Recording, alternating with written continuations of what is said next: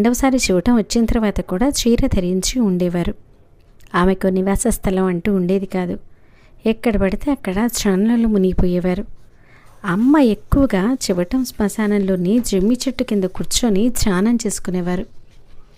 ఎప్పుడూ శ్మశానాల్లో ఎందుకమ్మా తిరుగుతారు అన్న భక్తులతో అమ్మ చావనేది రాకుండా ఉండడానికి అనేవారు. ఈ చావు పుట్టుకలకు అతీతంగా ఏ స్థితి అయితే ఉందో దాన్ని పొందడం కోసం అమ్మ భావం కావచ్చు.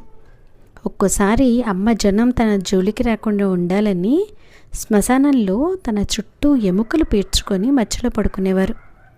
అది చూసి కొందరు అమ్మ శవాల్ని తింటుంది అనుకునేవారట.